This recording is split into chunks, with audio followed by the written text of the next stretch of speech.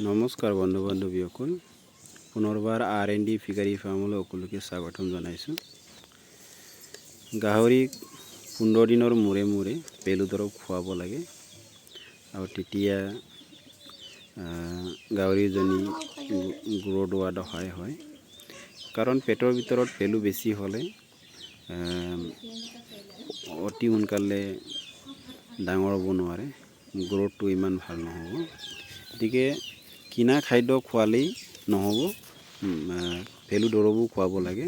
এই যে দেখিছে তেনেকৈ অলপ কম পৰিমাণৰ খাদ্য লৈ তাত আপোনাৰ পোৱালি হ'লে 1 ml, তাৰপিছত যদি ডাঙৰ গাহৰি হয় তেতিয়াহ'লে 5 ml দিব পাৰে। এনেকৈ খাদ্যৰ লগত মিহলাই প্ৰত্যেকটো গাহৰিক খুৱাব লাগে,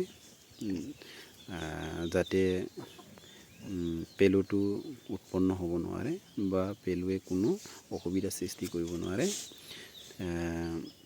ইয়াৰ ক্ষেত্ৰত আৰু এটা মন কৰিবলগীয়া কথা হৈছে, অকল পেলু দৰৱ খোৱালেই নহ'ব।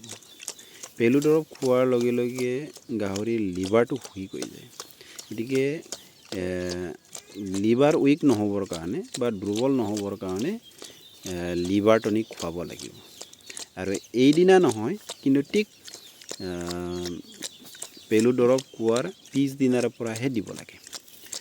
প্ৰত্যেকবাৰ খাদ্যৰ লগত 5 ml কে আপোনালোকে গাহৰিজনীক লিভাৰ টনিক প্ৰায় 15-20 দিনমান খুৱাব লাগিব।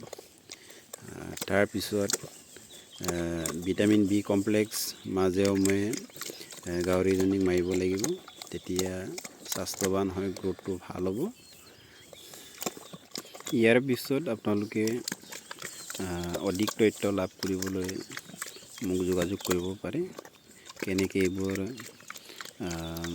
ব্যৱহাৰ কৰিব লাগিব, গাহৰি কেনেকৈ প্ৰতিপালন কৰিব লাগিব, আৰু চেনেলটো ছাবস্ক্ৰাইব কৰিবলৈ নাপাহৰিব। ধন্যবাদ।